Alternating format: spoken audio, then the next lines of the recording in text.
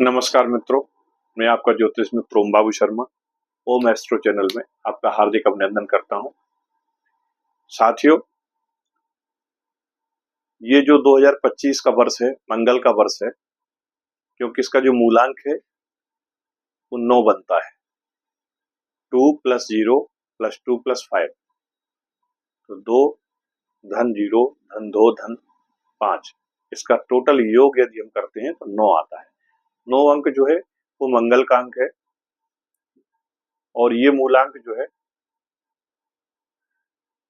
2025 के लिए बहुत सारे एग्रेशन के साथ आ रहा है। पहले भी जब ये 2025 आने वाला था, हम लोगों ने पहले भी चर्चा की थी कि इस मंगल के जो वर्ष है इसमें बहुत सारी उठापटक होंगी, बहुत सारे युद्ध, आक्रमण या खून खराबा या किसी बड़ी हस्ती का साथ छूट सकता है।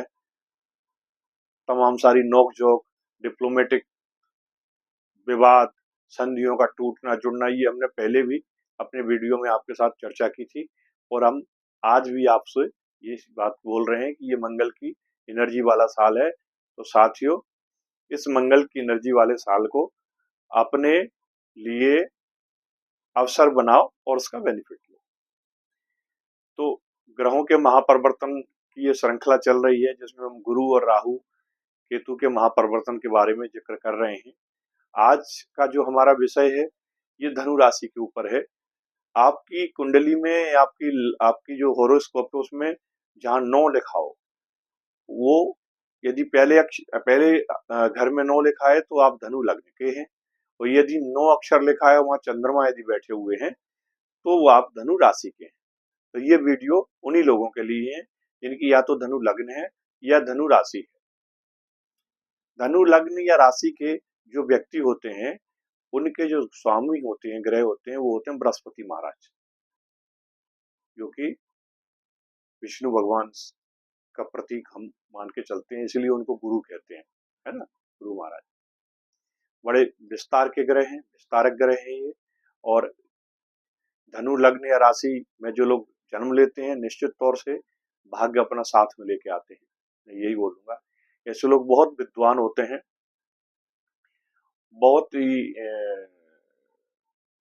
वाक्चातुर वाले व्यक्ति होते हैं और ऐसा तो इनके पीछे पीछे चलता है।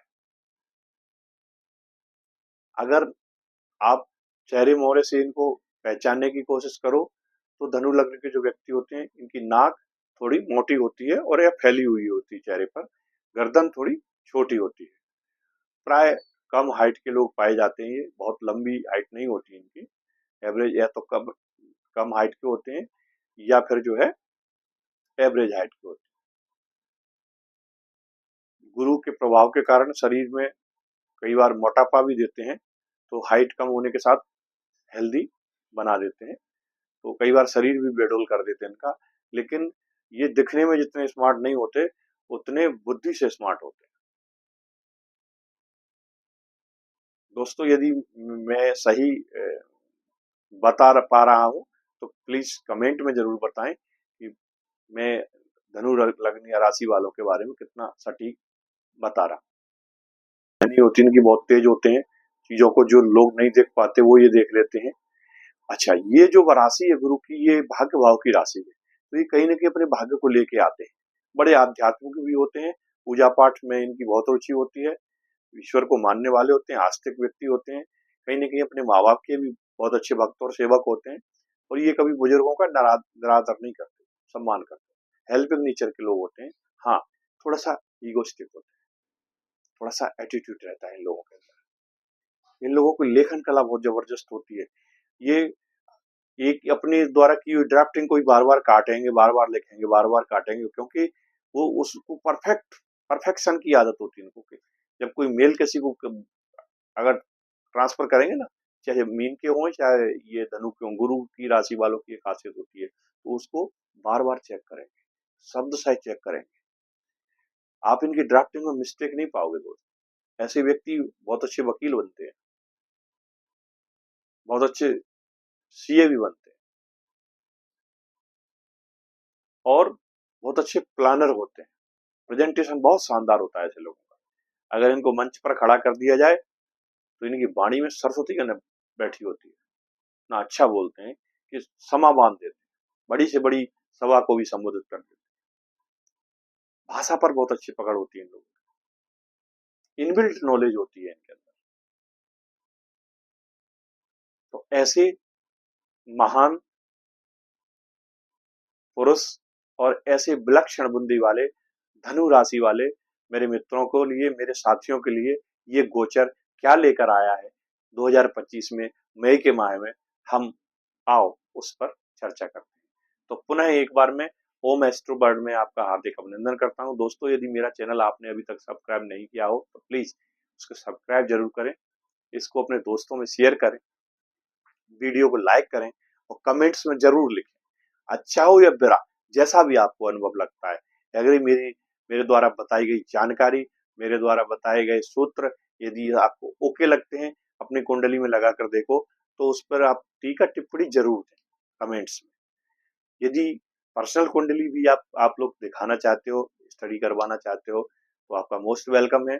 मेरा यही व्हाट्सएप नंबर है 84 620 43 032, यानी कि 84 620 43 032।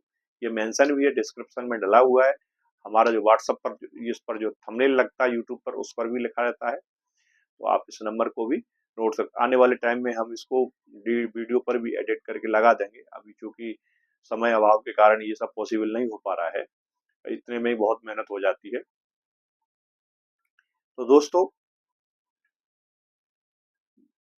बात करते हैं गोचर की, कि किस तरह का वर्तमान गोचर आपको बेनिफिट देने वाला है। तो साथियों, आपका जो फोर्थ हाउस है, मीन राशि यहाँ पड़ती है, यानी धनु लग्न वालों के लिए देखो, ये केंद्र के दो घर मिले हुए हैं, एक तो लग्न मिला हुआ है और एक फोर्थ हाउस मिला हुआ है। हालांकि केंद्र में दो, एक ही राशि के दो हाउस बहुत अच्छे नहीं माने जाते, लेकिन आपके धनु राशि में आप देखिए, दो घर बुध को मिले हुए हैं, गुरु को मिले हुए हैं, और दो घर बुध को मिले हुए हैं। पहला और चौथा गुरु के स्वयं का घर है, और सातवां और 10वां ये बुध को दिए हुए, यानी कि गुरु पहले ज्ञान से भरे हुए हैं, साथ में बुद्धि विवेक भी उसके साथ है। तो आप इस मिक्स जो लक्षण है, आप सोच सकते हो कितना विलक्षण व्यक्ति होता है ऐसा व्यक्ति। दोस्तों, मैं जितने भी धनु लग्न या राशि के लोगों से मिला हूं, मैं लोहा मानता हूं लोगों का। बहुत स्ट्रगल करते हैं जीवन, बहुत संघर्ष करते हैं, किसी काम के पीछे पड़ जाए तो जब तक उसको फिनिश नहीं कर देते, पीछे नहीं हटते। कभी मैंने नहीं देखा, इतने एनर्जी से भरे हुए कभी नहीं देखा ये लोग बिस्तर पर पड़े हैं, सो रहे हैं या काम को टाल रहे हैं। एग्रेशन के साथ काम करते, पकड़ते हैं काम को, आगे आगे बढ़ के लाओ मुझे दीजिए, मैं करता हूँ। कितना भी बड़े से बड़ा कोई आयोजन करना हो, कोई मैनेजमेंट का काम हो, आप इनको दीजिए, बेहतर तरीके से करते हैं, बेहतर तरीके से। सैल्यूट करता हूँ धनु वालों के लिए, फैन हूं मैं आपका। तो साथियों, महत्वपूर्ण भाव आप लोगों ने कब्जा रखे हैं। चौथा घर जो कि सुख का घर होता है, भूमि का, भवन का, वाहन का, माता का घर होता है, फोर्थ हाउस, ये गुरु को ही दिया हुआ है लग्न के साथ साथ। इसी में शनि महाराज विराजमान है। कहीं ना कहीं शनि इस भाव के कारक भी होते हैं। प्रॉपर्टी से रिलेटेड जो चीजें हैं, आपको सब मिलेगी इस गोचर में। शनि 2.5 साल के लिए यहाँ विराजमान है, गुरु की राशि है, और गुरु की राशि में ये गंभीर रहते हैं, बहुत शोर नहीं मचाते हो, उठापटक नहीं करते हैं, दंडी शनि कहलाए जाते हैं। जैसे हमारे संत लोग होते हैं ना, छड़ी लेके चलते हैं, शंकराचार्य जी आपने देखा हो छड़ी लेके, जैसे छड़ी लेके चलने वाले शनि है, ये दंडी शनि कहते हैं इनको। तो ये दंडाधिकारी होते हैं बेसिकली, हमारे प्लस माइनस का जो हमारे कर्मा है उसका हमको यहाँ फल देते हैं। तो फोर्थ हाउस में बैठे हुए हैं, तो यहाँ से कहीं ना कहीं तीसरी दृष्टि ये छठवें घर पर भी डाल रहे हैं, जो कि हमारे रोग रिपुण और पराक्रम की का हाउस है। तो चूंकि इस समय शनि का जो गोचर है वो अपने खुद के नक्षत्र में, उत्तराभाद्र में, तो जब कोई व्यक्ति अपने घर में होता है ना, तो कितना अच्छा महसूस करता है, रिलैक्स महसूस करता है। तो वैसे ही कंफर्ट जोन में, और गुरु की राशि में है तो कहीं ना कहीं संत प्रवृत्ति के भी हो गए हैं। तो ये क्रूरता उतनी आपको शनि के गोचर में देखने को नहीं मिलेगी। साथ ही साथ शुक्र ये भाव के कारक हैं, कारक होकर उच्च होकर बैठे हुए हैं आपके फोर्थ हाउस में। तो आपका तो जलवा कायम है दोस्तों। छोटी गाड़ी है तो बड़ी गाड़ी मिलेगी आपको, छोटा घर है तो बड़ा घर की प्राप्ति आपको होगी। जमीन प्रॉपर्टी से रिलेटेड यदि आप कुछ करना चाहते हो तो ये निश्चित तौर से बहुत अच्छा गोचर है आपके लिए। आपको बहुत, तो राहु महाराज भी बैठे हुए हैं, ये भी एम्पलीफायर करते हैं चीजों को, 5 गुना बढ़ा देते हैं। इनका काम ही यही है, जिसके साथ बैठ जाते हैं उसी के जैसा अपना बहरूपिया है, रूप धारण कर लेते हैं। शनि के साथ भी यही है कि जिस घर में बैठते हैं उस घर की वृद्धि कर देते हैं। यदि अब माता जी आपकी अस्वस्थ हैं या कुछ हैं तो ये आयु में वृद्धि कर देंगे। साथ ही साथ अपने कर्म भाव को देख रहे हैं, 10th हाउस पर इनकी दृष्टि पड़ रही है, तो कहीं ना कहीं यहाँ से भी चीजें आपके अलाइन होने वाली हैं। शुक्र भी यही दृष्टि डाल रहे हैं, राहु भी दृष्टि डाल रहे हैं, पर हाँ ग्रोथ देंगे आपको। आपके जो कर्म क्षेत्र है उसमें ग्रोथ देंगे, बट वो ग्रोथ कैसी होगी, थोड़ा सा पेशेंस के साथ आपको उस ग्रोथ को झेलना है। उसमें आपको थोड़ा सा ये एग्रेशन भी दे सकते हैं, तो उस एग्रेशन से आपको बचना है। बुद्ध भी देख रहे हैं यहाँ बैठ के, हालांकि नीच के हैं पर नीच भंग राजयोग बन रहा है। और क्या है, शुक्र बैठे हैं गुरु की राशि में, गुरु बैठे हैं शुक्र की राशि में, तो राशि परिवर्तन योग भी बना लिया है इन्होंने। 6th हाउस जो है वो इसके स्वामी शुक्र हैं, और शुक्र जो है अपने से 10वें होके बैठे हुए हैं। तो कर्म क्षेत्र में आपको ग्रोथ देंगे ही देंगे, कोई इसमें दो राय ही नहीं। आपका इंक्रीमेंट लगेगा, आपका प्रमोशन होगा, आपका ट्रांसफर भी हो सकता है, क्योंकि मंगल बैठे हुए हैं नीच के होके 8th हाउस में, तो इनका काम ही यही है। 8th हाउस जो होता है ये ट्रांसफॉर्मेशन का हाउस होता है। अचानक सडन घटनाएं घटती हैं, एक्सीडेंट से, चोट चपेट से, सर्जरी से, बीमारी से, इनसे थोड़ा सा आपको बचना है। ये नीच का मंगल 8th हाउस में बैठ के कई बार हमारे हॉस्पिटल से रिलेशन बना देता है, ससुराल से बिगाड़ खाता करवा देता है, तो साले से संबंध खराब करवा देता है। लेकिन वही यदि हम कोई रिसर्च वगैरह कर रहे हैं तो उसके लिए बहुत बेनिफिशियल है, उसमें हमको यहाँ से लाभ देगा। फोर्थ दृष्टि नीच का बैठ के लाभ भाव पर डाल रहे हैं, तो आपको यहाँ से लाभ भी दिला सकते हैं। यदि आपने अपने व्यवहार पे और वाणी पर संयम रखा तो ये आपको बेनिफिट भी दिला देंगे। मंगल लाभ भाव पे दृष्टि डालेंगे आपके, और साथ ही साथ धन भाव पे भी दृष्टि है इनकी। और धन भाव आपके मालिक कौन है? शनि, जो बैठे हुए हैं अपने से अब तीसरे होके, माने धन के लिए आपको पराक्रम को बढ़वाएंगे। तो आपके पराक्रम भाव के भी मालिक शनि है, आपके धनेश भी शनि है, और धन भाव से तीसरे होके बैठे हैं। यानी कि धन का जो हाउस है वो ये जहां बैठे हुए हैं वहां से 10वां है, तो कर्म के माध्यम से आपको धन की प्राप्ति करवाएंगे, इसका ये सीधा मतलब होता है। गुरु महाराज अभी 6वें घर में है, लीगल केसेज आपके कोई चल रहे हैं उससे निपटारा करवा देंगे। यहाँ से इनकी गुरु महाराज की भी 7वीं दृष्टि 12th हाउस पर पड़ रही है, तो यदि विदेश से कोई यदि आपका काम है, आप जाना चाहते हैं, तो विदेश से आपको जोड़ देंगे। यदि आपको विदेश के माध्यम से एक्सपोर्ट इंपोर्ट का कोई काम करते हैं तो आपको बेनिफिट करा देंगे, क्योंकि 9वीं दृष्टि इनकी दूसरे घर पर पड़ रही है।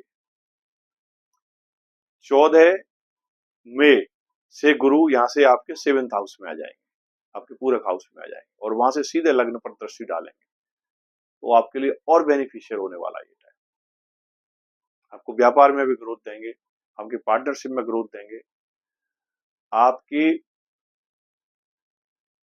व्यक्तित्व में निखार लाएंगे। यहाँ से 5वीं दृष्टि डालेंगे आपके 12th हाउस पर,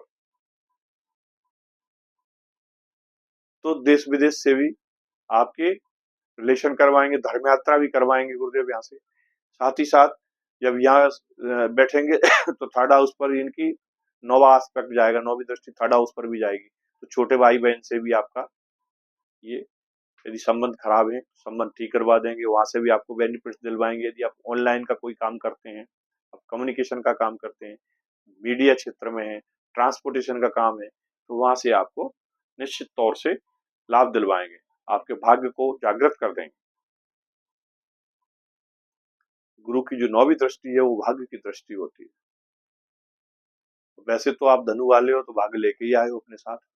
साथ ही साथ राहु जो है इनका भी ट्रांजिशन होने वाला है, सूर्य का भी ट्रांजिशन होने वाला है। सूर्य अभी ये आपके 5th हाउस में बैठे हैं और 5वां घर इनका अपना खुद का घर है, यहाँ से सीधे लाभ भाव को देख रहे हैं, तो आपको बेनिफिट करा रहे हैं मेष राशि में बैठ के। इसके बाद सूर्य यहाँ से चेंज करेंगे, चेंज करेंगे उसके बाद 15 में से आ जाएंगे वृषभ में, 6वें घर में आ जाएंगे, तो शत्रुओं का नाश कर देंगे, शत्रु अंत योग बना देंगे। यहाँ से आपके कंपटीशन के लिए एनर्जी बढ़ा देंगे, आपके अंदर आपके जॉब के चांसेस बढ़ा देंगे।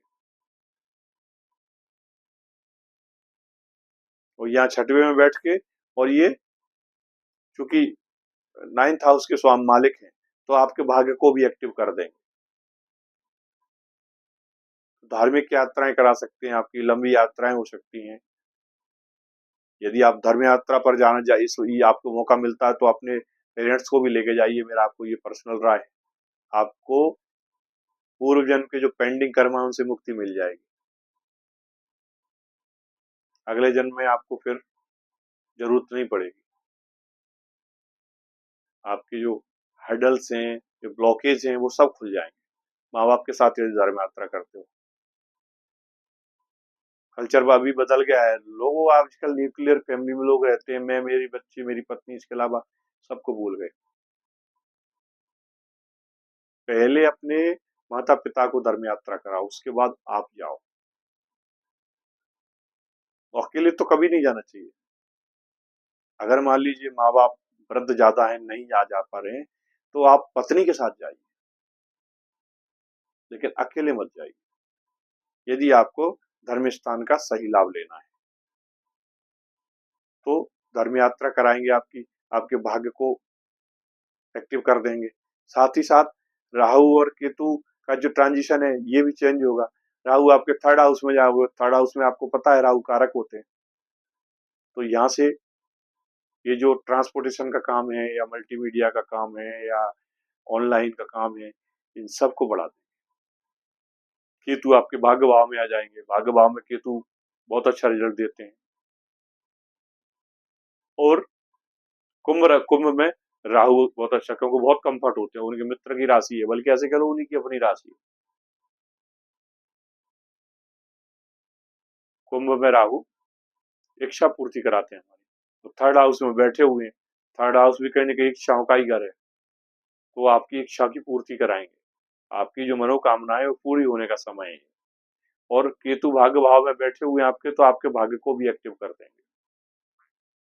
तो ये 18 तारीख से ये ट्रांजिशन होने वाला है और ये चलेगा 18 महीने, तो बहुत अच्छा समय आने वाला है दोस्तों, इसका आप लाभ लीजिए।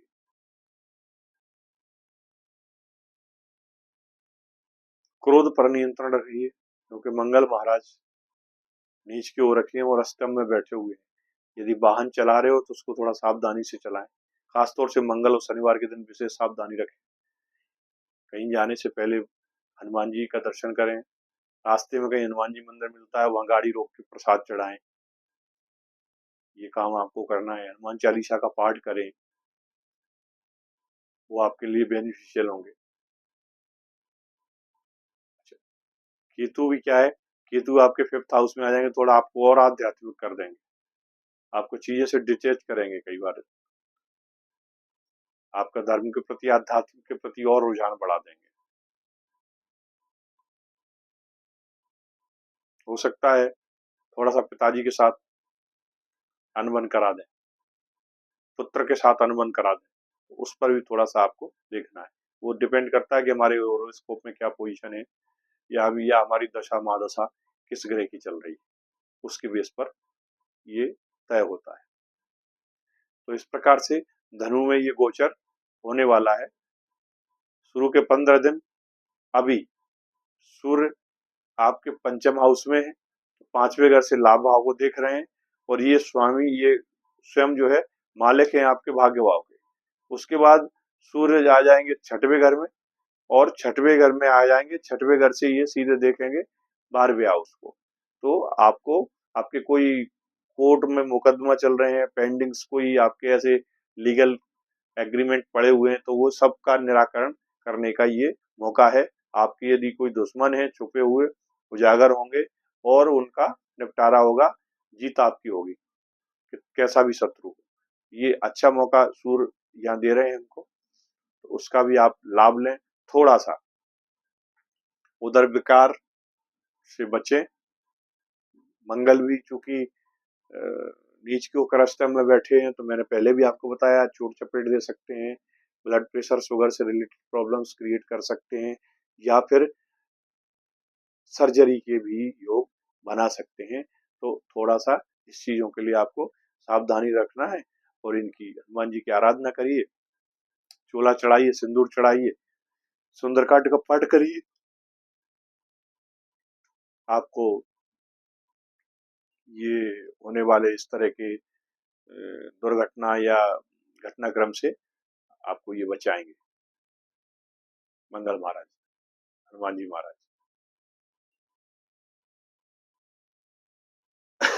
पार्टनरशिप में भी आपको बेनिफिट होने वाला है निश्चित तौर से। ये गोचर बहुत अच्छा जाने वाला है, मैं ये कहूंगा आपको। इसका आप लाभ लीजिए, क्योंकि व्यापार के जो मालिक हैं बुध हैं, वो कहीं ना कहीं अभी बैठे हुए हैं आपके उसमें 4th हाउस में, और ये सूर्य के साथ आ जाएंगे। 7 तारीख को इनका गोचर बदलेगा, ये बुध आदित्य योग बनाएंगे, इसमें शुरू के साथ बैठ जाएंगे, तो आपको व्यापार में भी वृद्धि कराएंगे, आपको नए नए आइडियाज आएंगे। हो सकता है आपको नया व्यापार भी चालू करो, तो उपयुक्त समय है, फायदा उठाइए, आगे बढ़िए, अपने प्रोजेक्ट को कंप्लीट करिए। यदि कोई पेंडिंग प्रोजेक्ट है तो ये समय अच्छा है, अनुकूल है। खासतौर से मैं 15 मई के बाद जो देख रहा हूँ वो और अच्छा समय है। अभी जो समय है वो भी अच्छा है, लेकिन 15 मई के बाद और भी अच्छा समय आएगा। गुरु आपके 7th हाउस में आ जाएंगे, लग्न को देखेंगे, गुरु आपके 12th हाउस को भी देखेंगे, थोड़े से खर्चे बढ़ेंगे, ये आपको देखना है। वो खर्चे आपके बीमारी में भी लग सकते हैं, तो कहीं ना कहीं ये मुझे दिखा रहा है, क्योंकि सूर्य भी आएंगे इधर आपके 6th हाउस में और गुरु जाएंगे 3rd हाउस में, तो कहीं ना कहीं इनकी इनकी दृष्टि 12th हाउस पे जा रही है। तो 12th हाउस पर दृष्टि जाने का मतलब केतु भी आपके 5th में आ जाएंगे। तो ओवरऑल कुल मिला के कहने का मतलब ये है कि आपको स्वास्थ्य के लिए थोड़ा सचेत रहना है, क्योंकि ये हॉस्पिटल से आपकी कहीं ना कहीं कनेक्टिविटी बना रहे हैं। तो इस गोचर में ये आप थोड़ा ध्यान रखें, थोड़ा सा अपना ईगो पर भी कंट्रोल रखें, क्रोध पर नियंत्रण रखें, ये सावधानियां बरतने की चीजें हैं। श्रीमती जी से भी थोड़ा सा प्रेम प्यार से ही बना के चलें, क्योंकि वो भी कहीं ना कहीं आपके लाइफ पार्टनर हैं और बहुत बड़ा रोल प्ले करते हैं हमारे जीवन में। और गुरु जब मिथुन में आएंगे और यहाँ बैठेंगे 7th हाउस में, तो आपको पता है भावत भाव का सिद्धांत लगता ही है, ये बुध की राशि है, गुरु और बुध आपस में मित्र नहीं है, कई बार चीजों को बिगाड़ भी देते हैं। हालांकि गुरु बहुत शुभ ग्रह हैं, और गुरु और शनि इनका जो इफेक्ट होता है वो धीरे धीरे दिखता है, एकदम से क्विक नहीं आता है। क्विक आता है राहु केतु के इफेक्ट, ये क्विक देते हैं। तो फास्ट चलने वाले प्लानिट हैं वो क्विक देते हैं, जो अनप्रेडिक्टेबल है राहु शनि, तो ये राहु और केतु इनके बारे में कई बार हम 100% प्रोडिक्शन कर ही नहीं सकते। मैं क्या मतलब कोई ज्योतिष इसके बारे में 100% प्रोडिक्शन नहीं कर सकता, लेकिन आपका ये जरूर कह सकते हैं हाँ ये समय बहुत अच्छा आने वाला है। ये गोचर राहु केतु का अच्छा गोचर है आपके लिए, आप इसका लाभ उठाएं। चीजों को एम्पलीफाई करने जा रहा है, आपकी चीजों को बढ़ाने जा रहा है, ग्रोथ देने जा रहा है। इस ग्रोथ का लाभ उठाइए। तो मित्रों, एक बार पुनः सैल्यूट, धन वालों को। और यदि मेरा चैनल आपको अच्छा लगे, मेरे द्वारा दी हुई जानकारी यदि आपको लगता है कि कहीं आपके काम आने वाली है, तो प्लीज इसको सब्सक्राइब जरूर करें, इसको लाइक करें, शेयर करें दोस्तों के बीच में, और बेल आइकॉन का बटन जरूर दबाएं, उसमें ऑल वाले फंक्शन को आप सिलेक्ट करें, ऑल वाले ऑप्शन को, जिससे कि आने वाली वीडियो के नोटिफिकेशन आपको मिल सके। Thank you. राधे राधे। नमस्कार।